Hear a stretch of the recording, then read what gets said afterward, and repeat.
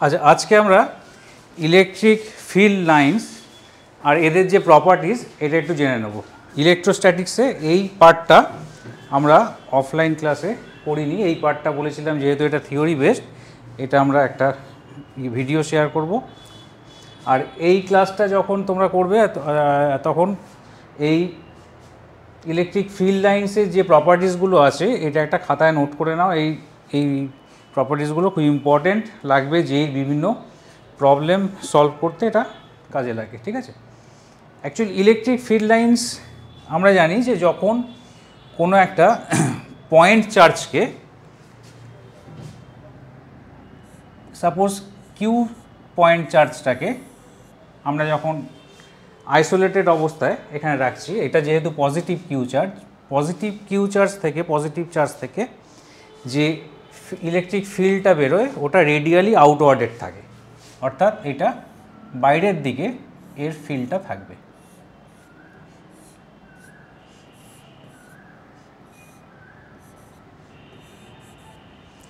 আর একটা isolated negative point charge যদি থাকে তার জন্য যে ফিল্ডটা ফর্ম হবে সেটা রেডিয়ালি ইনওয়ার্ডেড হয়, অর্থাৎ ভেতর দিকে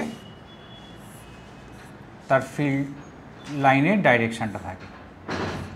তো এইখানে অনেকেই আমরা বলি যে electric field lines actually electric ফিল্ডের ডাইরেকশান দেয়, কিন্তু অ্যাকচুয়ালি তা না। ইলেকট্রিক ফিল্ড লাইন্স যেমন ডাইরেকশান দেয় তার পাশাপাশি ম্যাগনিচিউডও দেয়। ম্যাগনিচিউডের এক্স্যাক্ট ভ্যালু আমরা পাবো না, কিন্তু ম্যাগনিচিউডের একটা কম্পারেটিভ ভ্যালু আমরা এখান থেকে পাবো।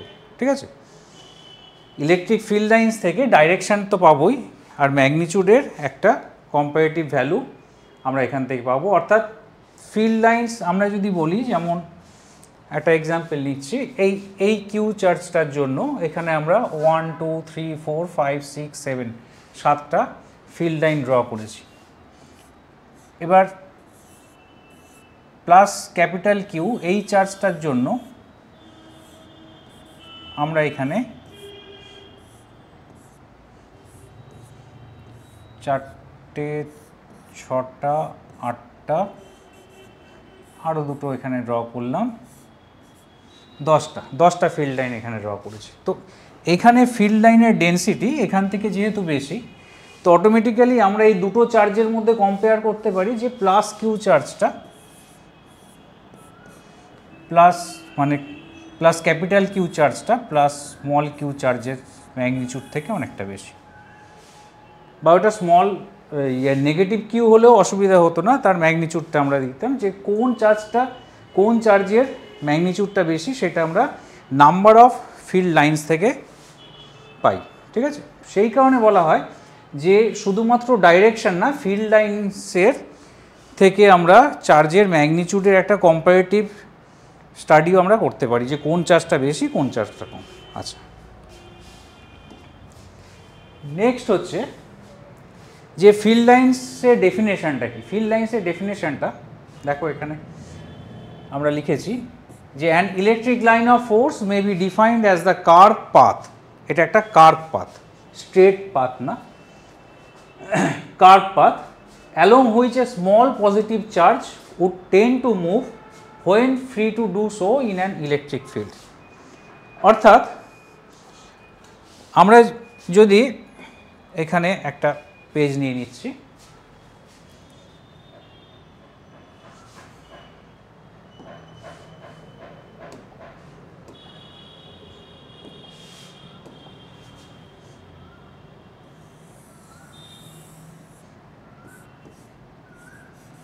এখানে প্লাস কিউ চার্জ আছে, এখানে মাইনাস কিউ চার্জ আছে, এখান থেকে একটা ফিল্ড লাইন আমি ড্র করলাম। একটা ইউনিট পজিটিভ চার্জকে আমরা যদি ফিল্ড লাইনের ওপর ছেড়ে দিই, একটা পজিটিভ চার্জ, এই পজিটিভ চার্জটা এই ফিল্ড লাইন বরাবর মুভ করবে। যেহেতু পজিটিভ চার্জ একে অপরকে রিপিল করে, তাই এই পজিটিভ চার্জ থেকেও দূরে যাবে, আর পজিটিভ চার্জ নেগেটিভ চার্জ দ্বারা অ্যাট্রাক্টেড হয়, সেই কারণে ও নেগেটিভ চার্জের দিকে যাবে। এবং কোন দিকে যাবে ওরা কিন্তু স্ট্রেট যাবে না, ও এখানে যে ফিল্ড লাইনটা আছে সেই ফিল্ড লাইন বরাবর যাবে। এটাই এখানে বলা হয়েছে যে an electric line of force may be defined as the curved path along which a small positive charge, একটা ছোট্ট পজিটিভ চার্জ যদি আমরা ওই ফিল্ড লাইনের ওপর রেখে দিই, সেই পজিটিভ চার্জটা যেই ডিরেকশানে মুভ করবে, ওকে যদি মুভ করানো হয় বা ওকে যদি ছেড়ে দেওয়া হয়, তাহলে সেই লাইন বরাবর ও মুভ করবে, বা যেই ডিরেকশানে ও মুভ করবে সেই ডিরেকশানেই লাইনটা থাকবে। Moreover, the tangent at any point to the curve gives the direction of electric field lines. আমরা বলছি যে ইলেকট্রিক ফিল্ড লাইন্স স্ট্রেট না, একটা কার্ভ পাথ। তো কার্ভ পাথে আবার আমরা বলেছি যে ইলেকট্রিক ফিল্ড লাইন্স ইলেকট্রিক ফিল্ডের ডাইরেকশানটা দেয়। তো ইলেকট্রিক ফিল্ডের ডাইরেকশানটা একটা কার্ভ পাথের প্রত্যেকটা পয়েন্টে তো ডাইরেকশান আলাদা, তাহলে ইলেকট্রিক ফিল্ডের এক্স্যাক্ট ডাইরেকশানটা আমি পাবো কী করে? কোনো একটা জায়গায় কোনো একটা পয়েন্টে আমরা যদি এই কার্ভ পাথটার উপরে একটা ট্যানজেন্ট ড্র করি, এই ট্যানজেন্টের যে ডাইরেকশানটা থাকবে, ওই পয়েন্টে যে ট্যানজেন্টের ডাইরেকশানটা থাকবে, সেই ডাইরেকশানেই হবে এই পয়েন্টে ইলেকট্রিক ফিল্ডের ডাইরেকশান। বুঝে গেল? আমি আবার বলছি, এই পয়েন্টে, এই যে পয়েন্টটা, যেই পয়েন্টে ট্যানজেন্টটা ড্র হয়েছে, এই পয়েন্টে ইলেকট্রিক ফিল্ডের ডাইরেকশান যদি আমাকে পেতে হয়, তবে এই পয়েন্টে আমি একটা ট্যানজেন্ট ড্র করব। এই ট্যানজেন্টটা যেই দিকে ডাইরেক্টেড থাকবে, ইলেকট্রিক ফিল্ড লাইন্সও সেই দিকে ডাইরেক্টেড থাকবে। ওকে, বোঝা গেল? ওকে,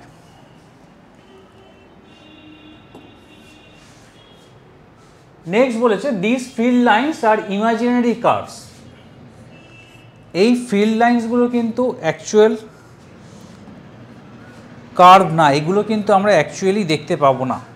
দুটো চার্জ আমি রেখে দিলাম টেবিলের ওপর, আমরা কিন্তু ফিল্ড লাইনটাকে দেখতে পাবো না, invisible. But the field which they represent is real. কিন্তু যেই ফিল্ডটা এরা রিপ্রেজেন্ট করছে সেটা কিন্তু রিয়েল ফিল্ড। লাইন্সগুলো ইমাজিনারি হতে পারে, কিন্তু ফিল্ডটা এখানে real. Okay, this field lines are space curves. This field lines are space curve মানে হচ্ছে যে এই ফিল্ড লাইনগুলো মাঝখানে স্পেস থাকবে, ঠিক আছে? এরা কার্ভড ওয়েতে যাবে এবং মাঝখানে এক একটা স্পেস থাকবে, যে একটা লাইন আরেকটার কোয়েনসাইড করবে না, কোনোভাবেই কোয়েনসাইড করবে না। আমরা প্রথমেই বলেছি যে এখানে ডায়াগ্রামেও দেখানো হয়েছে যে positive charge gives a field radially outwarded. এই ডায়াগ্রামে দেখানো হয়েছে এখানে যে positive charge radially outwarded field দেয় আর negative charge radially downwarded field দেয়। Field lines are repelled by positive charges. যখনই দুটো পজিটিভ চার্জ পাশাপাশি থাকবে, তখন যে এই পজিটিভ চার্জ থেকে যে ফিল্ড লাইনটা বেরোচ্ছে আর সেকেন্ড পজিটিভ চার্জ থেকে যে ফিল্ড লাইনটা বেরোবে, আমরা এখানে আরেকটা ডায়াগ্রাম ড্র করে নিই। এখানে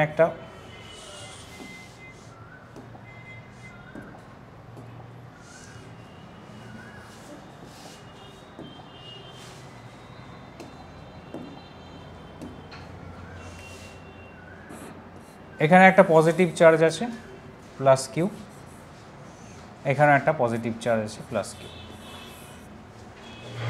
প্লাস কিউ থেকে ইলেকট্রিক ফিল্ড লাইন্স বেরোচ্ছে, এই পজিটিভ চার্জ থেকে ইলেকট্রিক ফিল্ড লাইন্স বেরোচ্ছে। এই দুটো ফিল্ড লাইন্স কিন্তু একে অপরকে রিপিল করবে, যেহেতু দুটোই পজিটিভ চার্জ থেকে বেরোচ্ছে, তো এই ফিল্ড লাইন্সগুলো একে অপরকে রিপিল করবে। এখানে যদি একটা পজিটিভ চার্জ আর একটা নেগেটিভ চার্জ থাকতো, তাহলে পজিটিভ চার্জ থেকে ফিল্ড লাইন বেরিয়ে নেগেটিভ চার্জে আসতো, ঠিক আছে? এখান থেকে পজিটিভ চার্জ থেকে ফিল্ড লাইন জেনারেট হতো, জেনারেট হয়ে নেগেটিভ চার্জে টার্মিনেট হতো। কিন্তু যখনই দুটো পজিটিভ চার্জ থাকবে, পজিটিভ চার্জ থেকে ফিল্ড লাইন্স বেরোচ্ছে, কিন্তু সেই ফিল্ড লাইন্সগুলো একে অপরকে রিপিল করবে, রিপিল করে এইভাবে এরা বেরিয়ে যাবে। ক্লিয়ার? ওকে, এটাই এখানে বলা হয়েছে, field lines are repelled by positive charges and attracted by negative charges. Okay, next হচ্ছে properties of field lines. First property, the field lines are continuous smooth curves without any break. Field লাইন্সগুলো আমরা দেখতে পাচ্ছি continuous আর smooth curves, এখানে কোনো break নেই, field লাইন্সের মধ্যে কোনো ব্রেক নেই।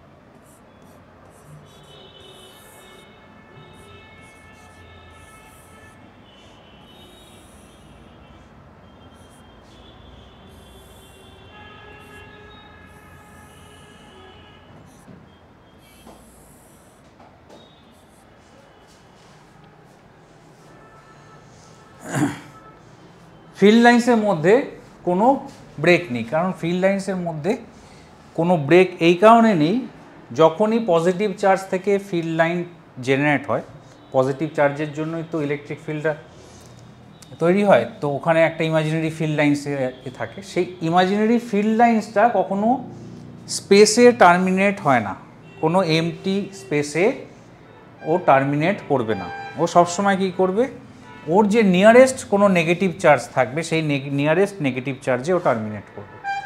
সেটাই বলা হয়েছে যে ফিল্ড লাইন্স আর কন্টিনিউয়াস, এর কোনো ব্রেক হবে না, যতক্ষণ না ও নেগেটিভ চার্জ পাচ্ছে ও কন্টিনিউয়াস ও চলতে থাকবে, যখনই নেগেটিভ চার্জ পেয়ে যাবে ওখানে গিয়ে টার্মিনেট করবে।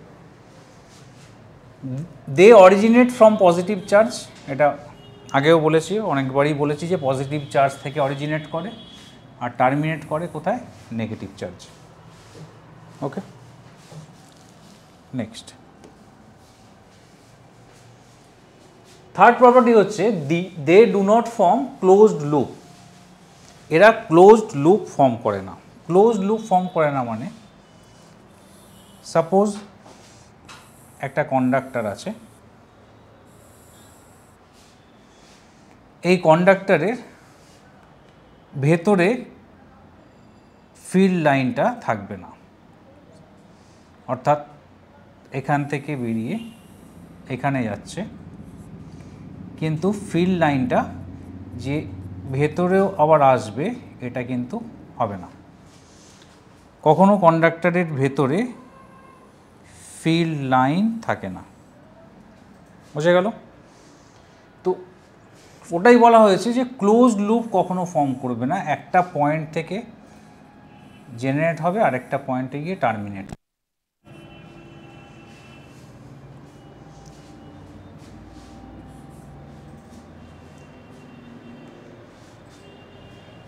It is only possible if there exists an electric field inside a conductor. যদি কন্ডাক্টরের ভেতরে কোনো ইলেকট্রিক ফিল্ড থাকে তবেই এটা পসিবল, কিন্তু ইলেকট্রোস্ট্যাটিক কন্ডিশন কি বলছে, মানে কেন ক্লোজ লুপ ফর্ম হবে না? ক্লোজ লুপ ফর্ম হলে যদি ভেতরে ফিল্ড লাইন থাকতো, ইন দ্যাট কেস এখানে ইলেকট্রনের একটা মুভমেন্ট হতো। ইলেকট্রনের মুভমেন্ট হতো মানে এখান থেকে আমরা কারেন্ট ইলেকট্রিসিটি পেতাম। আমরা কি পেতাম? Current electricity. কারণ ইলেকট্রন যখনই মুভ করছে তখন একটা ইলেকট্রিক কারেন্ট জেনারেট হচ্ছে, কিন্তু আমরা তো স্ট্যাটিক ইলেকট্রিসিটি পড়ছি, তো স্ট্যাটিক ইলেকট্রিসিটিতে তো ইলেকট্রিসিটি মুভ করবে না, চার্জ তো মুভ করবে না, সেই কারণে কন্ডাক্টরের ভেতরে ফিল্ড লাইন তৈরি হবে না, তো এই কেসটা হবে না। ওটাই বলা হয়েছে যে but under electrostatic condition electric field lines inside a conductor is absent. যদি কন্ডাক্টরের ভেতরে ফিল্ড লাইন থাকতো তাহলে কিন্তু আমরা স্ট্যাটিক ইলেকট্রিসিটি পেতাম না, তখন সেটা কারেন্ট ইলেকট্রিসিটি হয়ে যেত। আচ্ছা, এটা হলো first point. Next, they do not terminate in space. তারা স্পেসে টার্মিনেট করে না, এটা আগেও আমরা বললাম। ওকে, নেক্সট হচ্ছে the number of field lines are subjective but density of field lines are objective. এটা মানে কি, যে the number of field lines are subjective. তার মানে সাপোজ আমাকে +3 কুলম্ব চার্জ দিয়ে বলল ফিল্ড লাইন ড্র করতে, তো আমি এখানে 8টা ফিল্ড লাইন ড্র করলাম।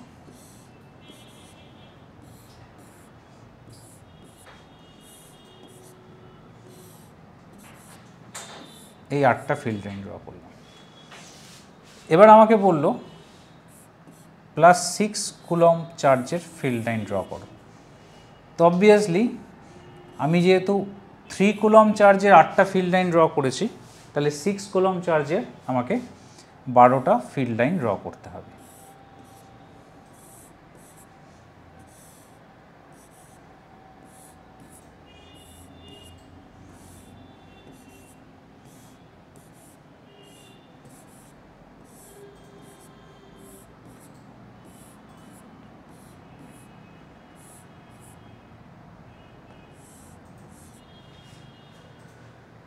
সরি, এখানে 8টা ড্র করেছি, তো এখানে 16টা ড্র করতে হবে। 8 লাইন্স হয়েছে, এখানে 16 লাইন্স হবে। ওকে, আচ্ছা, এবার তোমাদের মধ্যে কাউকে যদি বলে যে +3 কুলম্ব চার্জের ফিল্ড লাইন ড্র করো, তো কেউ 4টে ফিল্ড লাইন ড্র করতেই পারে, এটা ভুল নয়, এটা কিন্তু ভুল না, ঠিক আছে। এবার তাকে যখন 6 কুলম্ব চার্জের ফিল্ড লাইন ড্র করতে বলবে, তাকে কিন্তু তখন 8টা ফিল্ড লাইন ড্র করতে হবে, যেহেতু চার্জ ডাবল হয়ে গেছে, তো নাম্বার অফ ফিল্ড লাইন্সও ডাবল হয়ে গেছে। তো এটাই বলা হচ্ছে যে the number of field lines are subjective, মানে নাম্বার অফ ফিল্ড লাইন্স, কে কোন অ্যামাউন্ট অফ চার্জের জন্য কে কটা ফিল্ড লাইন ড্র করবে, সেটা পার্সন টু পার্সন মানে ভ্যারি করবে। কিন্তু যখন ম্যাগনিটিউড অফ চার্জ চেঞ্জ হবে, তো সেই রেসপেক্টে তাকে নাম্বার অফ লাইন্সও চেঞ্জ করতে হবে। But density of field lines are objective, এটার মানেটা হচ্ছে তাই যে আমি যদি 3 কুলম্বের জন্য 4টে ড্র করে থাকি, তাহলে 6 কুলম্বের জন্য আমাকে 8টা ড্র করতেই হবে, তার বেশি বা কম আমি ড্র করতে পারবো না, তখন ভুল হবে। কিন্তু কেউ 3 কুলম্বের জন্য 8টা করেছে, কেউ 4টে করেছে, এটা ভুল না, এটা ম্যান টু ম্যান ভ্যারি করতেই পারে। ওকে, বোঝা গেছে তাহলে এই পার্টটা। আচ্ছা, the number of field lines from or to a charge is directly proportional to the magnitude of charge, সেটাই আমরা এখানে বললাম যে ম্যাগনিটিউড অফ চার্জের সঙ্গে নাম্বার অফ লাইন্সটা ডাইরেক্টলি প্রপোর্শনাল। যত চার্জ বাড়বে ফিল্ড লাইন বাড়বে, ইনক্রিজ করবে, বা যত চার্জ কমবে ফিল্ড নাম্বার অফ লাইন্সও ডিক্রিজ করবে। ক্লিয়ার? তো একটা কোশ্চেনের মধ্যে যে ডিফারেন্ট চার্জ দেওয়া থাকলে তো আমাদের সেই প্রপোর্শনে ফিল্ড লাইন্স বানিয়ে কিন্তু আনসার করতে হবে। আমরা যদি নাম্বার অফ লাইন্স মানে চার্জের প্রপোর্শনাল, ম্যাগনিটিউডের প্রপোর্শনালে যদি নাম্বার অফ লাইন্স সেইভাবে প্রপোর্শনেট না হয়, তাহলে কিন্তু এটা ভুল। ওকে, বা কোশ্চেনে অনেক সময় দেয় যে এইতেও এসছে নাম্বার অফ লাইন্স দিয়ে মানে চার্জের ম্যাগনিটিউড কি কম্পেয়ার করতে দিয়েছে অপশানে, যে Q1 Q2, Q1 থেকে Q2 লেস, বা Q1 থেকে Q2 ইকুয়াল, বা Q1 থেকে Q2 মোর, এইভাবে কিন্তু কোশ্চেন এসছে প্রিভিয়াস ইয়ারে। আচ্ছা, next property, the field lines are equally distributed over the charge particles and symmetric about the line joining two charges. তার মানেটা হচ্ছে যে ফিল্ড লাইন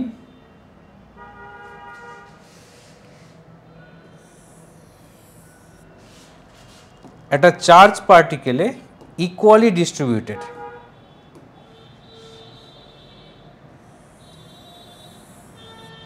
সাপোজ এটা একটা চার্জ পার্টিকেল, এখানে ফিল্ড লাইন ইকুয়ালি ডিস্ট্রিবিউটেড। আমি যদি 4টে লাইন ড্র করি, তাহলে 4টে আমাকে ইকুয়াল স্পেসে ড্র করতে হবে। আমি যদি 6টা ড্র করি, তাহলে 6টা আমাকে ইকুয়াল স্পেসে ড্র করতে হবে, এইভাবে।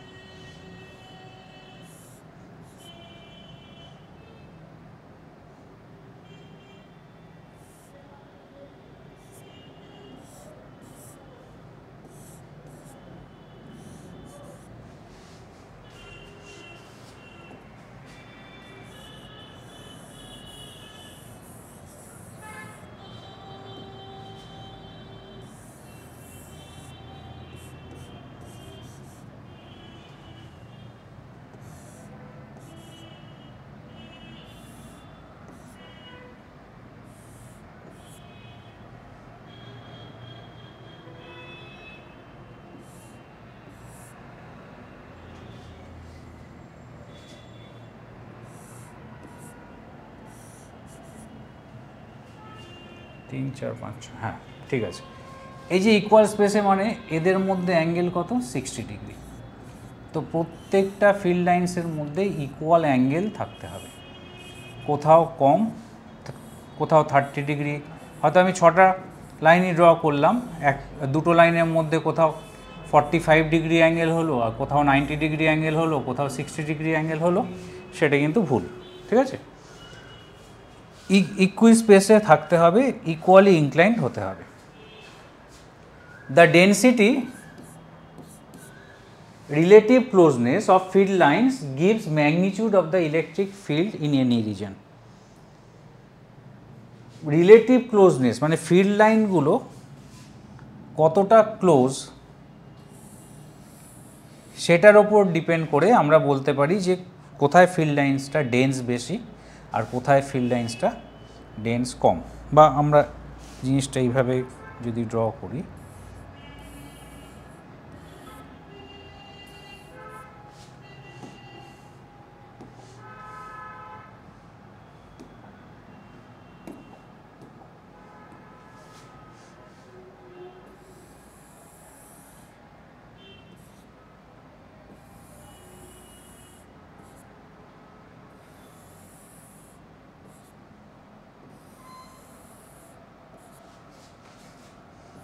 সাপোজ এটা এ পয়েন্ট, এটা বি পয়েন্ট, এটা সি পয়েন্ট। তা দেখেই বোঝা যাচ্ছে যে বি পয়েন্টে ফিল্ড লাইনগুলো খুব ক্লোজ, এদের ক্লোজনেসটা অনেকটা বেশি কম্পারেটিভলি এ পয়েন্টের আর সি পয়েন্টের ক্লোজনেসের তুলনায়। তাহলে এখানে ইলেকট্রিক ফিল্ডটা বেশি ডেন্স, এখানে ফিল্ডের ডেন্সিটিটা বেশি, এখানে ডেন্সিটিটা কম। They are close together in strong field, যেখানে ফিল্ডটা স্ট্রং তার মানে এই জায়গার ফিল্ডটা আমরা বলতে পারি স্ট্রং, আর এই জায়গার ফিল্ডটা যেখানে ওরা একটু বেশি দূরে আছে সেই জায়গার ফিল্ডটা বলবো উইক, এটা উইক ফিল্ড। সিমিলারলি এটা উইক ফিল্ড। আবার কোথাও কোথাও প্যারালাল, এই ডায়াগ্রামে দেখানো হয়েছে ফিল্ড লাইন্সগুলো এখানে প্যারালাল, ইকুই স্পেসড, কেউ কারুর কাছেও নেই, কেউ অনেকটা বেশি দূরেও নেই, এখান থেকে এখানে ইকুই স্পেসে এরা মুভ করেছে, সেইখানে বলবো ফিল্ডটা হচ্ছে ইউনিফর্ম ফিল্ড। তাহলে 3 ধরনের ফিল্ড আমরা দেখছি, একটা স্ট্রং ফিল্ড, একটা উইক ফিল্ড, একটা ইউনিফর্ম ফিল্ড। যেমন এখানেও যে আমরা দেখছি এখানে নন ইউনিফর্ম ফিল্ড একটা দেখানো আছে, যে এই জায়গাটায় ফিল্ড লাইনগুলো খুব ক্লোজ, তার মানে এখানে স্ট্রং, ঠিক সিমিলারলি এখানে স্ট্রং, কিন্তু বাকি জায়গায় এই পার্টটাতে কিন্তু উইক ফিল্ড, যত দূরে যাচ্ছে ফিল্ডের উইকনেসটা বাড়ছে, যার জন্য ফিল্ড লাইন্সগুলো একে অপর থেকে স্প্রেড করে যাচ্ছে। এটা হচ্ছে নন ইউনিফর্ম ফিল্ড, আর এটা ইউনিফর্ম ফিল্ড। ইউনিফর্ম ফিল্ডে ফিল্ড লাইনগুলোর রিলেটিভ যে পজিশান সেটা সেম থাকে, কেউ কারুর খুব কাছেও থাকে না, দূরেও থাকে না, ইকুই স্পেসড, ওরা প্যারালালি মুভ করে। ওকে, বোঝা গেছে?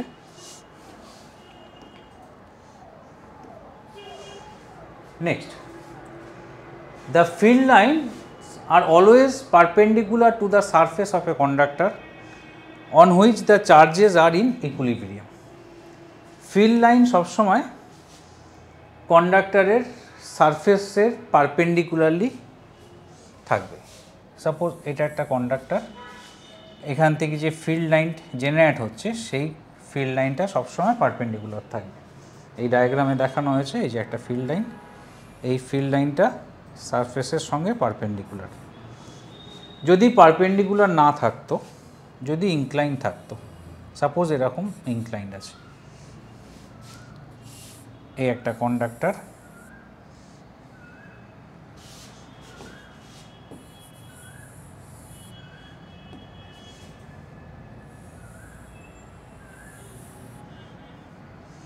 ফিল্ড লাইনটা পারপেন্ডিকুলার না হয়ে আমরা ধরছি এরকম ইনক্লাইন আছে। তাহলে ইনক্লাইন থাকলে এই ফিল্ডটার জন্য দুটো কম্পোনেন্ট কাজ করত, একটা horizontal component U1 cos theta আর একটা vertical component U1 sin theta. এই হরিজন্টাল কম্পোনেন্টের জন্য এই কন্ডাক্টরের সারফেসে একটা ফিল্ড ফর্ম হতো, অর্থাৎ সারফেস দিয়ে একটা ইলেকট্রনের মুভমেন্ট ফর্ম হতো। If the lines of force are not normal to the conductor, the component of field parallel to the surface, মানে যেটা আমরা বলছি horizontal component, would cause the electron to move and would set up a current flows in the equilibrium condition. কন্ডাক্টরের সারফেসে তো ইলেকট্রনগুলো থাকে, তো এখানে যখনই ফিল্ডটা ফর্ম হবে তখনই ইলেকট্রনগুলো সারফেস দিয়ে মুভ করবে আর সারফেসে একটা ইলেকট্রিসিটি, কারেন্ট ইলেকট্রিসিটি জেনারেট হবে।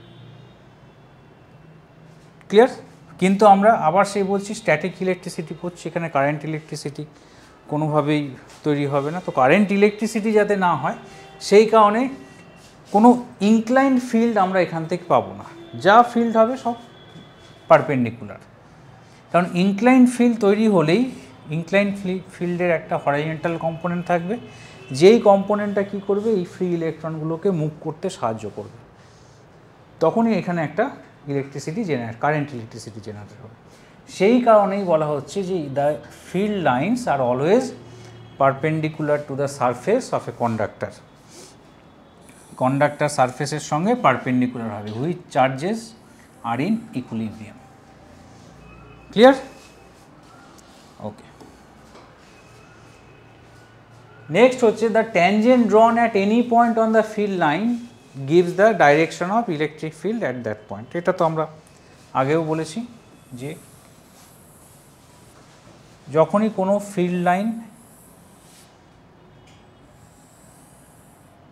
এর ওপরে যে কোনো পয়েন্টে আমি যদি ইলেকট্রিক ফিল্ডের ডাইরেকশন পেতে চাই তাহলে কি করতে হবে, ওই পয়েন্টে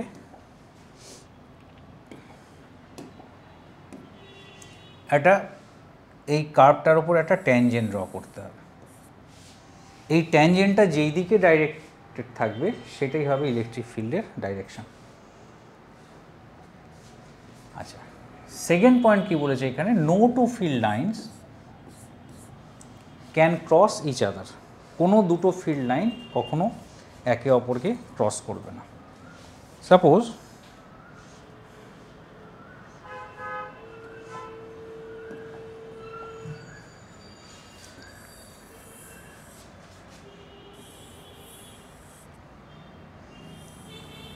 এখানে একটা ফিল্ড লাইন ড্র হলো, আবার এখানে একটা ফিল্ড লাইন ড্র হলো। এটা কিন্তু ভুল।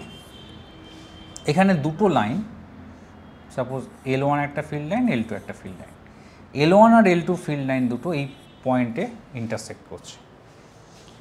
এবার ইন্টারসেক্ট কেন করবে না, ইন্টারসেক্ট করলে কি হবে প্রবলেমটা, ইন্টারসেক্ট করলে আমরা কি বললাম যে এই যে পয়েন্টটা, সাপোজ এটা পি পয়েন্টে ইলেকট্রিক ফিল্ডের ডাইরেকশানটা কোন দিকে সেটা আমরা জানতে চাইছি। তো এখানে L1 লাইনটাকে যদি আমি কনসিডার করি, তো L1 লাইনের ওপর একটা ট্যানজেন্ট আমি ড্র করব যেটা ইলেকট্রিক ফিল্ডের ডাইরেকশন দেবে। আবার L2 তো একটা ফিল্ড লাইন্স, তো L2 রেসপেক্টেও আমি একটা ট্যানজেন্ট পাবো যেটা ইলেকট্রিক ফিল্ডের ডাইরেকশন দেবে। তাহলে একই পয়েন্টে দুটো, একই ফিল্ডের জন্য দুটো ডাইরেকশান আমি পাচ্ছি, যেটা পসিবল না। একই পয়েন্টে একই ইলেকট্রিক ফিল্ডের জন্য দুটো ডাইরেকশান পসিবল না। একই যে কোনো পয়েন্টে কোনো একটা পার্টিকুলার ফিল্ডের জন্য একটাই ডাইরেকশান হবে। সেই কারণে কখনো দুটো লাইন একে অপরকে ইন্টারসেক্ট করবে না, এরা একে অপরের খুব কাছে থাকবে কিন্তু কখনোই ইন্টারসেক্ট করবে না।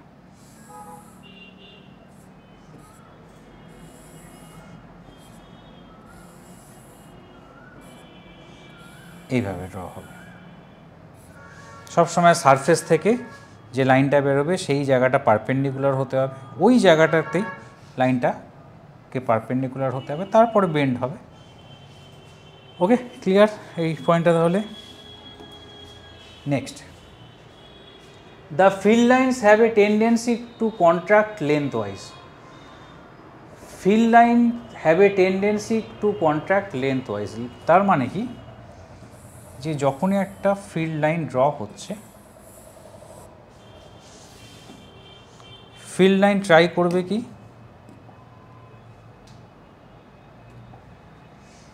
লেন্থ ওয়াইজ শর্ট হতে।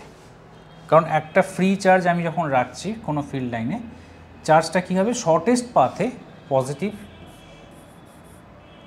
চার্জ থেকে নেগেটিভ চার্জে মুভ করবে। এটা পজিটিভ ইউনিট চার্জ যখন আমরা ফিল্ড লাইন্সে বা টেস্ট চার্জ ফিল্ড লাইন্সের ওপর রাখছি, ও কি করবে, পজিটিভ চার্জ থেকে নেগেটিভ চার্জে তো মুভ করবে, কোন দিকে, শর্টেস্ট পাথে। শর্টেস্ট পাথে মানে ও চেষ্টা করবে যত তাড়াতাড়ি এই চার্জে গিয়ে পৌঁছানো যায়, ঠিক আছে। তো এই চার্জ যত তাড়াতাড়ি মানে আমরা কি জানি যে শর্টেস্ট ডিস্টেন্স বিটুইন 2 পয়েন্টস হচ্ছে স্ট্রেট লাইন ডিস্টেন্স। স্ট্রেট ডিস্টেন্সটাই হচ্ছে, বা যেটাকে আমরা ডিসপ্লেসমেন্ট বলি, তো ডিসপ্লেসমেন্ট যেটা শর্টেস্ট ডিস্টেন্স বিটুইন 2 পয়েন্ট, সেই শর্টেস্ট ডিস্টেন্স মানে হচ্ছে straight line joining this 2 points. তাহলে ফিল্ড লাইন্স স্ট্রেট হওয়ার চেষ্টা করবে সবসময়।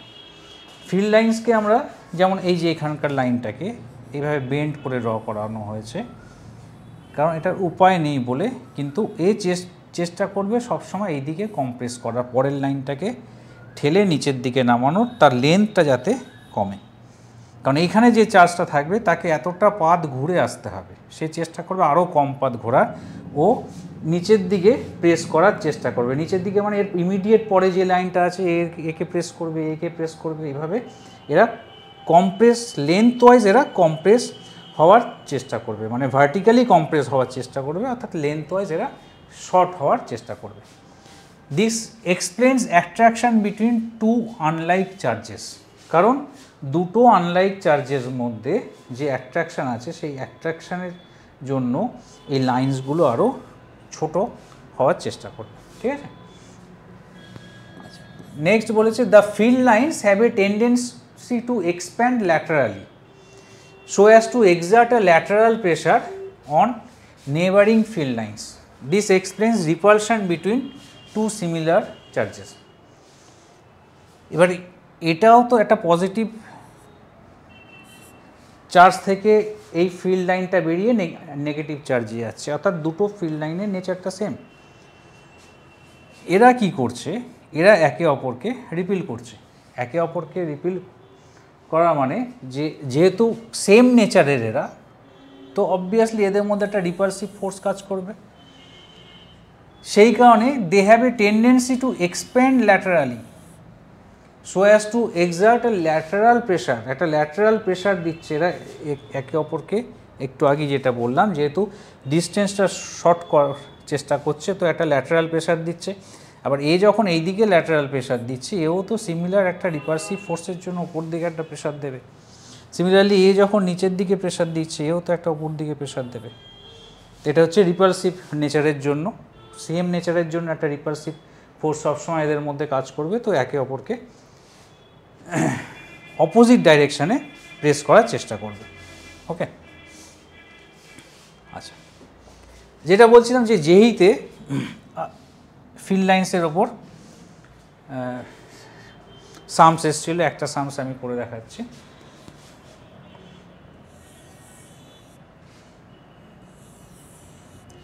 দুটো চার্জ আছে এখানে,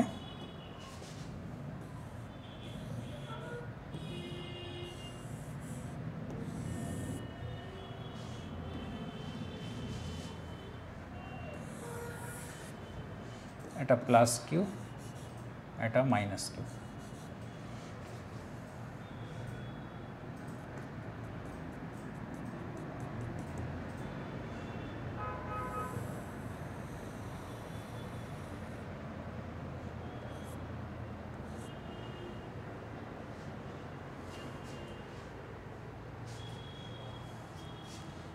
না, এখানে একটু চেঞ্জ হবে।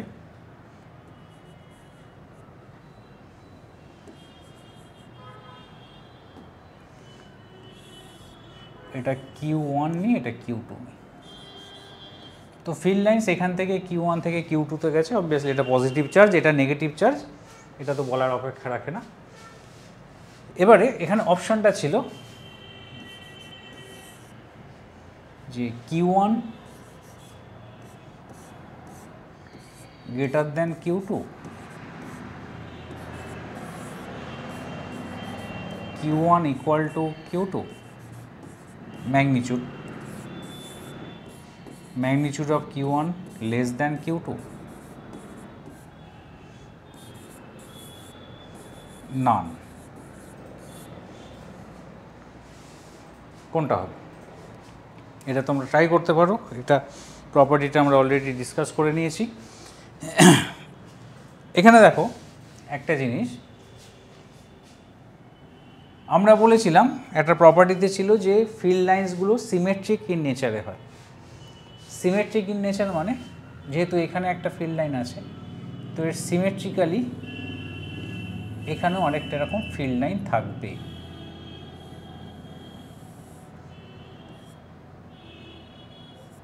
ঠিক আছে, এবার দেখা যাক এই যে অ্যাঙ্গেলটা, এই অ্যাঙ্গেলটা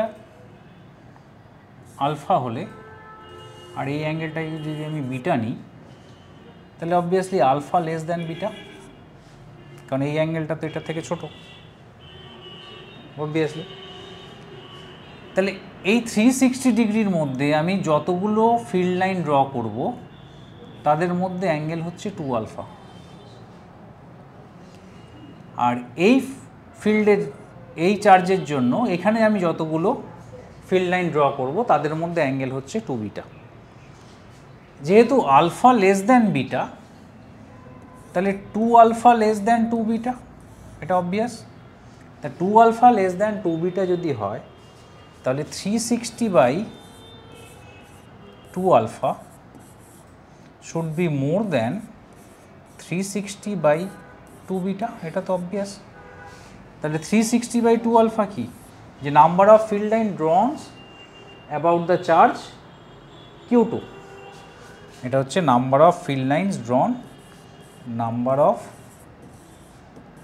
ফিল্ড লাইন্স অ্যাবাউট Q2, আর এটা হচ্ছে number of field lines drawn about Q1।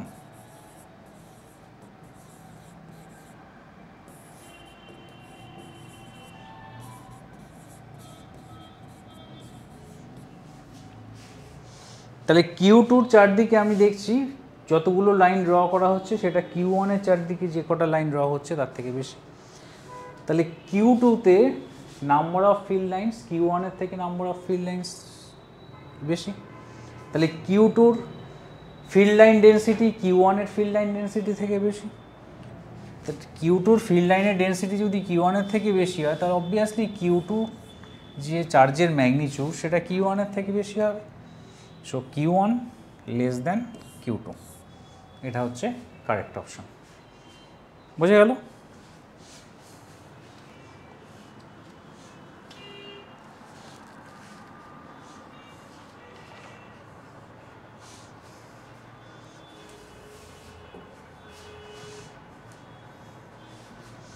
আচ্ছা, নেক্সট আরেকটা সামস নিয়ে নিচ্ছি, এটাও যেই PYQ।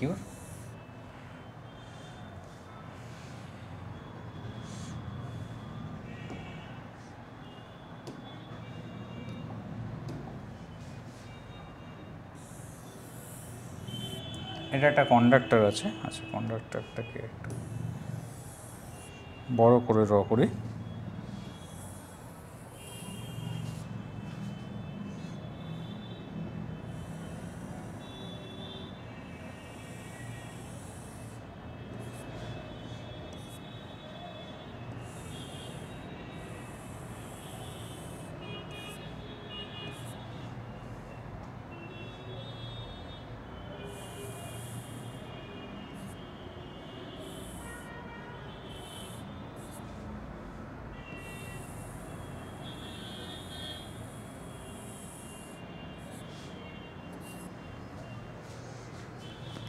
আমাদের বলতে হবে এদের মধ্যে কোন ফিল্ড লাইন্সটা কারেক্ট।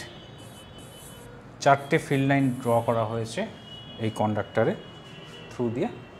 কোন ফিল্ড লাইনটা কারেক্ট। আচ্ছা দেখা যাক, আমরা বলেছিলাম যে ইলেকট্রিক ফিল্ড লাইন্স কোনো কন্ডাক্টরের মধ্যে যদি চার্জ না থাকে, মানে ইলেকট্রোস্ট্যাটিক কন্ডিশানে কোনো কন্ডাক্টরের মধ্যে ফিল্ড লাইন ড্র হবে না, কোনো কন্ডাক্টরের মধ্যে দিয়ে ফিল্ড লাইন যাবে না। তা এই ফিল্ড লাইনটা তো কন্ডাক্টরের মধ্যে দিয়ে গেছে, তাহলে এই অপশানটা হবে না, অপশান এ হচ্ছে না। এটাও তাই স্ট্রেট বেরিয়ে গেছে, অপশান বি হচ্ছে না। অপশান ডিও কন্ডাক্টরের সারফেস দিয়ে গেছে, সারফেস দিয়ে গেছে মানে কি, এখান থেকে যদি আমি কোনো চার্জ রাখি, চার্জের এখানে একটা মুভমেন্ট থাকবে, ইলেকট্রনের একটা মুভমেন্ট থাকবে, সেই ইলেকট্রোস্ট্যাটিক যে কন্ডিশানটা এটা এখানে হোল্ড করছে না, এখানে আমরা একটা কারেন্ট ইলেকট্রিসিটি পেয়ে যাব। তাহলে অপশান ডিটাও ইনভ্যালিড, অপশান সিটা একমাত্র ভ্যালিড।